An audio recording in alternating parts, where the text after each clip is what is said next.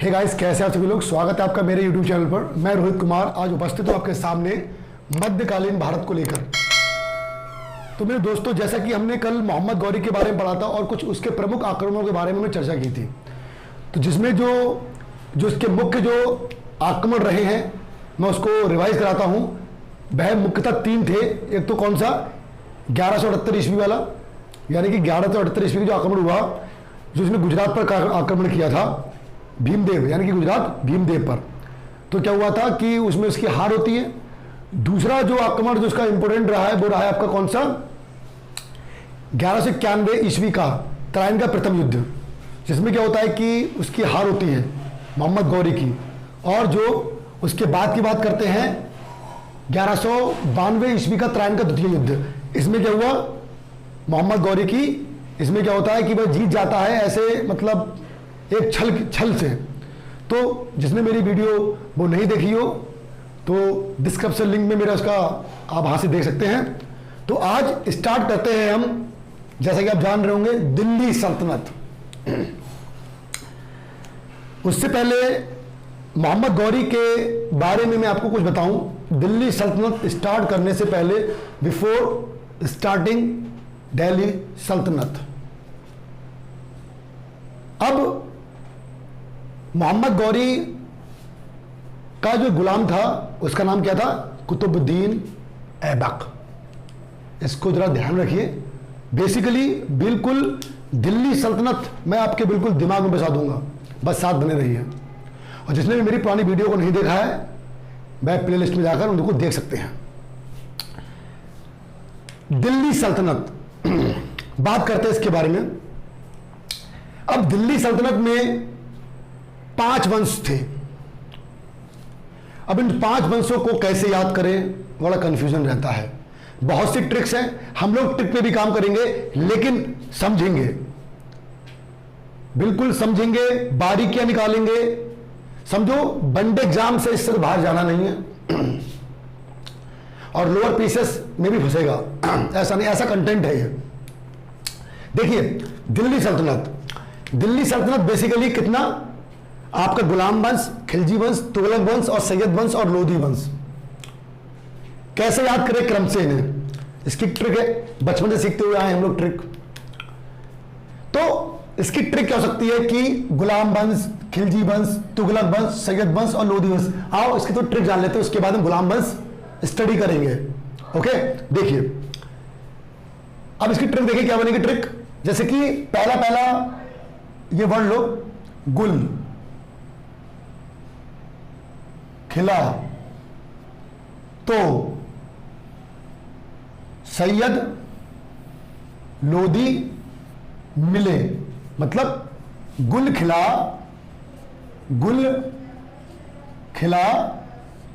तो सैयद, लोधी, मिले। जगह थोड़ी कम है, माफ कीजिएगा, थोड़ा इसी में एडजस्ट करना पड़ेगा हम लोगों के लिए, कोई कंटेंट ज्यादा है। गुल खिला तो सैयद, लोधी, मिले, मतलब गु से गुलाम, ओके, खिला से खिलजी, तो से तुगलक, सैयद वंश और लोधी वंश। दोस्तों मेरे प्यारे साथियों, गुल खिला तो सैयद, लोधी, मिले। गुल खिला गुलाम वंश, खिला खिलजी वंश, तो तुगलक वंश, सैयद वंश और लोधी वंश। ये तो होगी ट्रिक की बात। इसको आपने दिल्ली सल्तनत को आपने फिंगर पे क्या कर लिया, याद कर लिया, एक इसका क्रम याद कर लिया। अब बात करते हैं गुलाम वंश की, स्लेव डायनेस्टी। गुलाम शब्द जो मैंने आपको बताया भी था स्टार्टिंग में, क्या, जब अल्पगीन और सुबक्तगीन जाते हैं साथ में अफगानिस्तान, और जो अल्पगीन होता है वो गुलाम कमांडर, गुलाम वर्ड वही ना भाई कहीं से वहीं से आया था। पुरानी वीडियो में मैंने सब बताया डिटेल से। तो देखिए गुलाम वंश पढ़ते हैं, सबसे पहले क्या पढ़ते हैं हम लोग, गुलाम वंश, और इसका जो इतना जो पीरियड रहा है वो कितना रहा है मेरे दोस्तों, 1206 से 1290 ईस्वी तक। बिल्कुल साथ साथ याद कीजिए, गुलाम वंश, इसको मामलूक वंश भी बोलते हैं। क्या बोलते हैं? मामलूक वंश। और इसका टाइम पीरियड कितना है? 1206 ईस्वी से 1290 ईस्वी तक। बिल्कुल, गुल खिला तो सैयद लोधी मिले। और हम पहला पढ़ रहे हैं कौन सा? गुलाम वंश। और गुलाम वंश की डेट क्या थी मेरे दोस्तों, मेरे साथियों? 1206 से 1290 तक।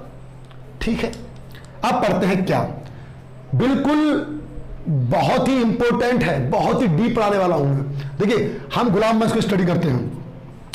गुलाम वंश, देखिए वनडे एग्जाम के लिए तो औषधि है ना ये। तो क्या गुलाम वंश का संस्थापक किसे कहा जाता है? बिल्कुल लिख लीजिए इसके लिए, कुतुबुद्दीन ऐबक। तो ऐसा करते हैं, हम गुलाम वंश में सबसे पहले पढ़ते हैं किसका कार्यकाल? कुतुबुद्दीन ऐबक का पीरियड, टाइम पीरियड, कितने टाइम तक इसने शासन किया। तो सबसे पहले क्या स्टडी करेंगे हम? क्या? कुतुबुद्दीन ऐबक का कवर कर रहे हैं। तो कुतुबुद्दीन ऐबक पहला, इसका जो ऐसे कह सकते हैं आप, सम्राट रहा या राजा रहा इस टाइम पीरियड का, 1206 से 1210 तक। तो कुतुबुद्दीन ऐबक को गुलाम वंश का संस्थापक माना जाता है। ठीक है, पहला पॉइंट देखिए। और कुतुबुद्दीन ऐबक ने लाहौर को राजधानी बनाया। बहुत इंपॉर्टेंट पॉइंट है, लाहौर को राजधानी बनाया था। मैं इसको आगे बताऊंगा आपके लिए, कंस्ट्रक्शन वर्क्स बताऊंगा मैं कुतुबुद्दीन ऐबक के, तब मैं आपको बताने वाला हूं। तो पहला पॉइंट क्या था? क्या इसे संस्थापक माना जाता है? किसका? गुलाम वंश का। रट लीजिए, कुतुबुद्दीन ऐबक ने लाहौर को राजधानी बनाया। ओके, थर्ड पॉइंट देखिए, ये भी बहुत ही अच्छा क्वेश्चन है कि कुतुबुद्दीन का अर्थ क्या है? चंद्रमा का देवता। क्या क्या? चंद्रमा का देवता। ठीक है, 3 पॉइंट क्लियर करते रहिए भी। बिल्कुल,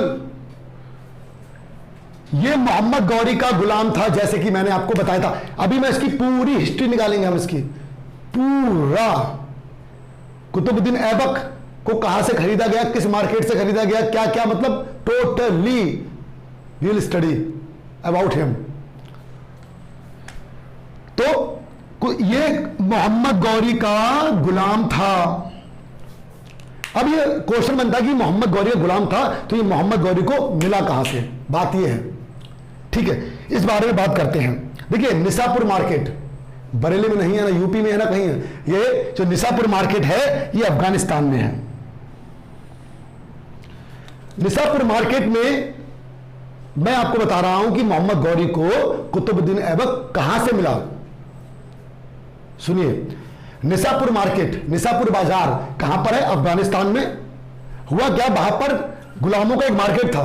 मतलब निसापुर मार्केट जो थी वो गुलामों का ही एक बाजार था। ठीक है, जहां से गुलाम खरीदे जाते थे और बेचे जाते थे। तो इस मार्केट में कौन थे? एक काजी थे।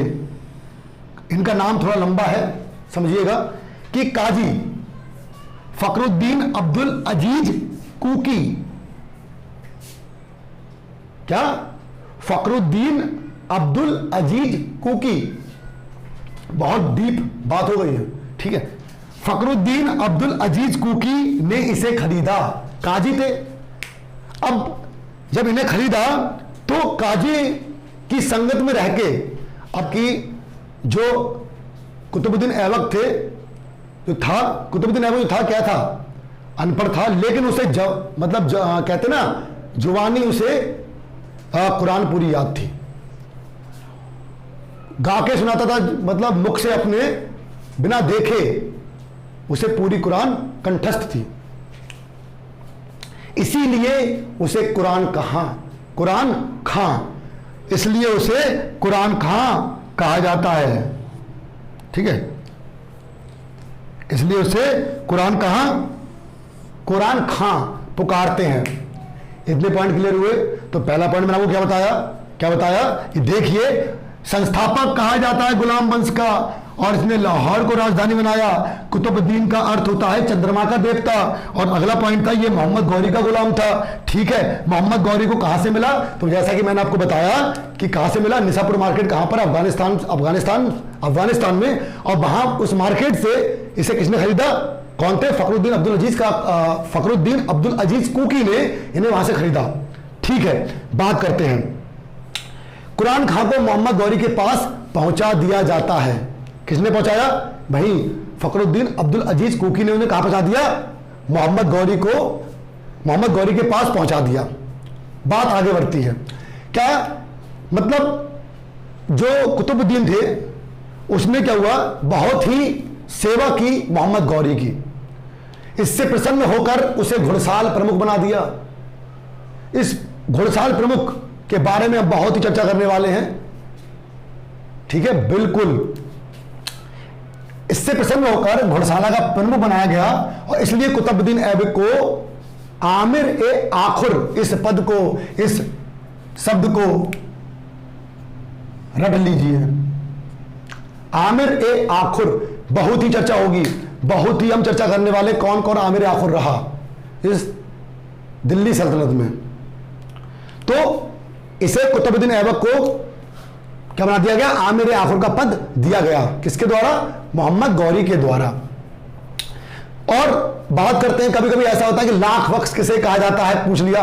इल्तुतमिश को कहा जाता है, कि कुतुबुद्दीन ऐबक को कहा जाता है, कि बलबन को कहा जाता है, कि किसी के आता है, हमें पता होना चाहिए। यह मोहम्मद बिन तुगलक को कहा जाता है। तो आमिर, एक तो कुरान खां किसे कहते हैं, समझिए, बिल्कुल ठीक, कुतुबुद्दीन ऐबक को, लाख वक्स को, और हातिम, ये किसके नाम है?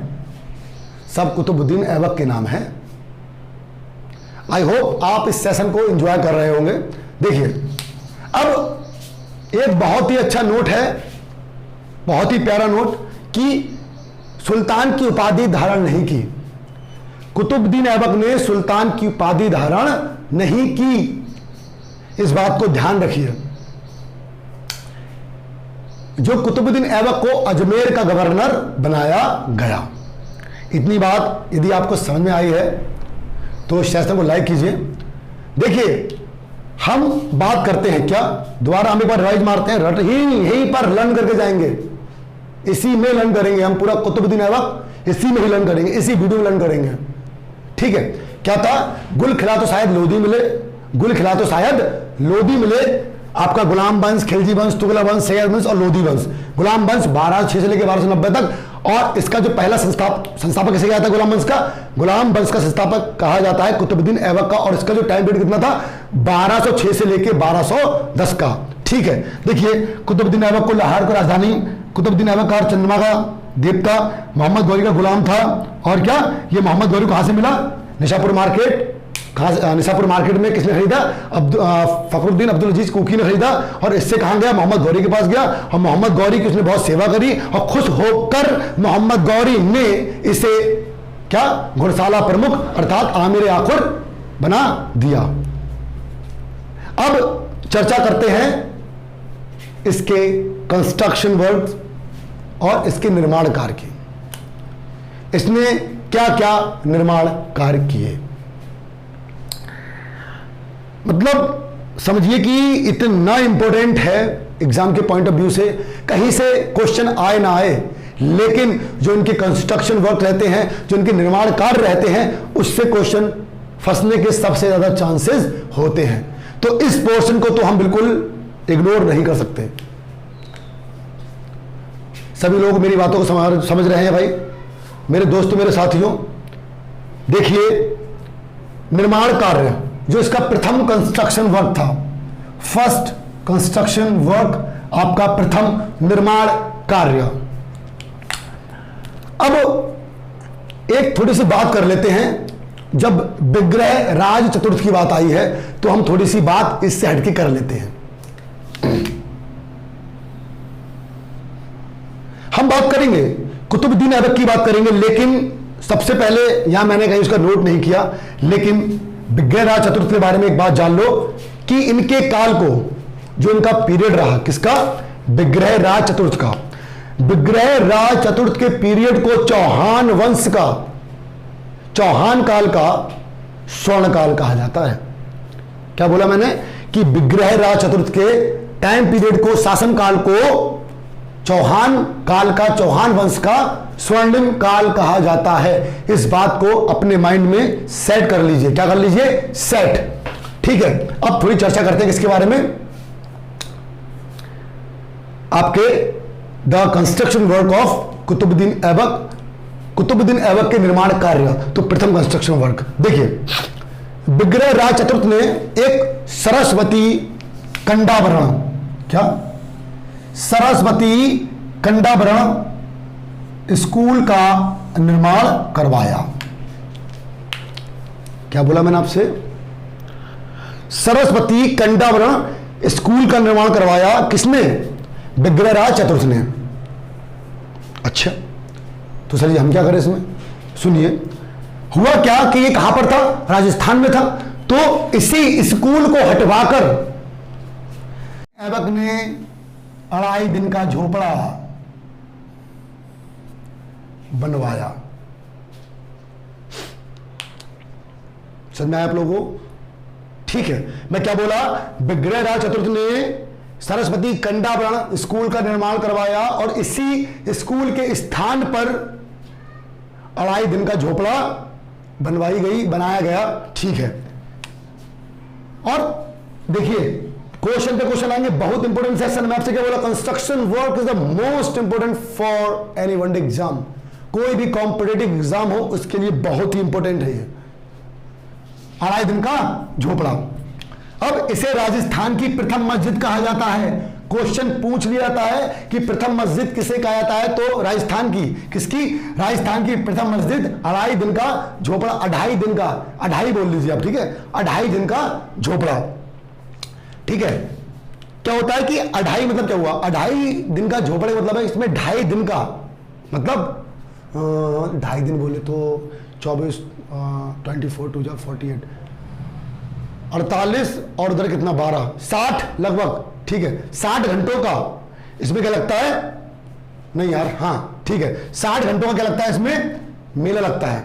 ठीक है, 2.5 दिन का मेला। ठीक है, अब हुआ क्या? ये मेला किसकी याद में रखता है? ये भी बहुत इंपॉर्टेंट क्वेश्चन है। तो देखिए, किसकी याद में? पंजाब शाह संत की याद में ये मेला लगता है। ओके, तो मेरे दोस्तों, ये तो इसका पहला कार्य हो गया। क्या हो गया? पहला कार्य हो गया। पहले कार्य में आपने क्या देखा कि विग्रह चतुर्थ ने कंडाभरण स्कूल का निर्माण करवाया और इसके स्थान पर 2.5 दिन का झोपड़ा निर्माण कराया जाता है राजस्थान में। ओके, और इसे राजस्थान की प्रथम मस्जिद कहा जाता है। आपको समझ में आ रहा है? ठीक है, अब बात करते हैं निर्माण कार्य दूसरे की, या सेकंड कंस्ट्रक्शन वर्क। ओके, तो सेकंड कंस्ट्रक्शन वर्क जो है वह बात करते हैं कि दिल्ली में 2 चीजें बनवाई गई। कौन सी? कुब्बत उल इस्लाम, कुब्बत उल इस्लाम। और ये तो इससे तो कौन वाकिफ नहीं होगा, कुतुब मीनार। ठीक है, कुतुब मीनार में भी आप जो देखते हो, पूरी कुतुब मीनार, लंबी से कुतुब मीनार देखते हो, जब भी आप जाते होंगे दिल्ली मेट्रो में जाते होंगे तो बहुत दूर से दिखती है, तो आपको बड़ी ऊंची है।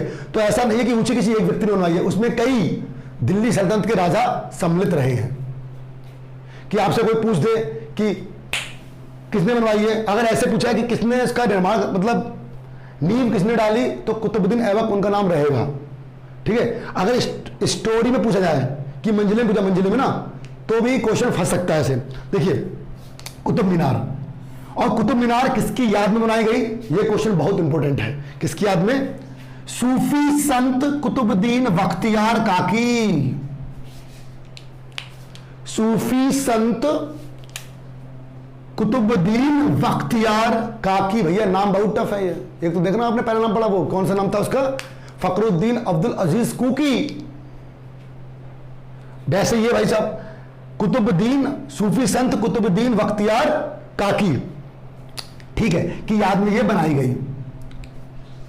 बात करते हैं इस बिल्डिंग की, इस कुतुब मीनार की। तो इसको बनवाने में 3 शासकों का कहते हैं हाथ रहा है, जैसे कि पहले जो पहला पार्ट था वो किसने बनवाया? ऐबक ने।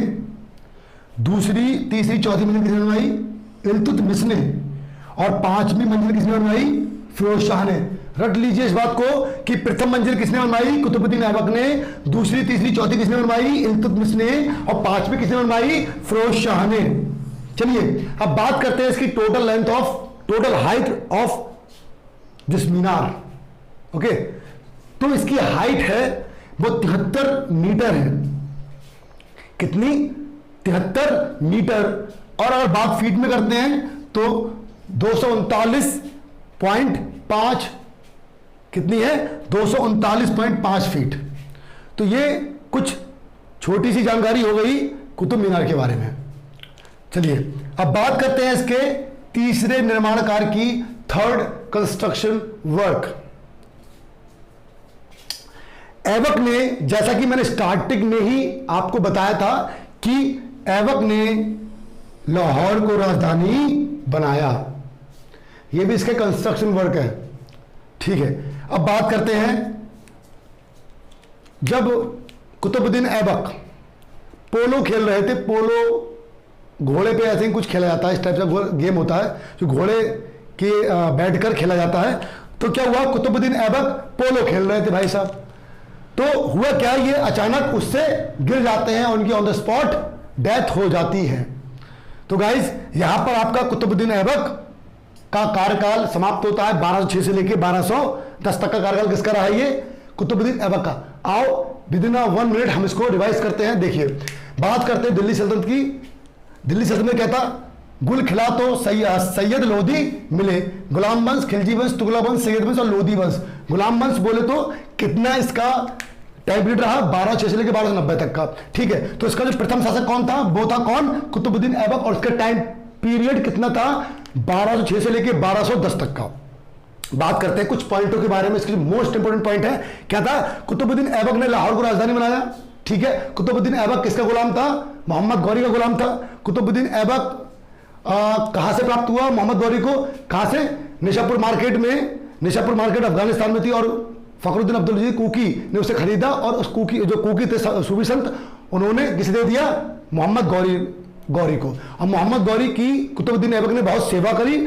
सेवा करने के बाद क्या हुआ कि मोहम्मद गौरी बहुत खुश हो गए, बहुत चौड़े में आ गए। उन्होंने उसे घोड़शाला प्रभु बना दिया, इसलिए उन्हें आमिर ए आखुर का पद दिया गया। ठीक है, आमिर आखुर का पद दिया गया। और ये ऐसे सम्राट था, ये ऐसे सुल्तान था जिसने की सुल्तान की उपाधि धारण नहीं की। कुतुबुद्दीन ऐबक, इसको ध्यान रखिए भाई साहब। ऐबक को अजमेर का गवर्नर बनाया गया। ठीक है, अब बात करते हैं निर्माण कार्य की। तो पहला निर्माण कार्य क्या था? विग्रह राज चतुर ने कंडावरण सरस्वती विद्यालय का निर्माण करवाया। कहां पर? सरस्वती कंडावरण का विद्यालय निर्माण करवाया, राजस्थान में निर्माण करवाया। और इसी के स्थान पर कुतुबुद्दीन ऐबक ने क्या बनाया? 2.5 दिन का झोपड़ा। 2.5 दिन का झोपड़ा मतलब क्या हुआ? यहां पर 2.5 दिन का उर्स लगता है, उर्स का बेला लगता है। ठीक है, बात करते हैं इसके और किसकी स्मृति में? पंजाब शाह संत की स्मृति में ये पर्व मनाया जाता है, ये उर्स मनाया जाता है। ठीक है, निर्माण कार्य दूसरा तो दिल्ली में क्या? कुब्बत उल इस्लाम और कुतुब मीनार। ठीक है, एक तो ये हो गया और एक ये हो गया। तो ये किसकी याद में बनाई गई? कुतुब मीनार सूफी संत कुतुबुद्दीन बख्तियार काकी की याद में बनाई गई। इसमें इस पूरी बिल्डिंग में, इस पूरे स्ट्रक्चर में क्या रहा है? 3 लोगों का कहते हैं कि कंट्रीब्यूट रहा है उन्होंने। जैसे कि पहली बिल्डिंग किसकी थी? ऐबक। और दूसरी, तीसरी, चौथी बिल्डिंग किसने बनवाई थी? इल्तुतमिश ने। और 5वीं बिल्डिंग बनवाई फिरोज शाह ने। और इसकी टोटल हाइट कितनी थी? 73 मीटर। और फीट में कितनी थी? 239.5 फीट। ओके, अब बात करते हैं तीसरे निर्माण कार्य की। ऐबक ने आगरा को राजधानी बनाया। ठीक है, और अंततः बात करते हैं पोलो खेलते हुए अचानक गिर गया, उनकी ऑन द स्पॉट डेथ हो जाती है। तो गाइस, अगर आपको ये सेशन अच्छा लगा हो तो इसको शेयर कीजिए, चैनल को सब्सक्राइब कीजिए। यदि आपने बेल आइकन नहीं दबाया है तो उसको प्रेस कीजिए ताकि अगला नोटिफिकेशन जल्दी जल्दी आपके पास पहुंच सके। तो इसी के साथ जय हिंद।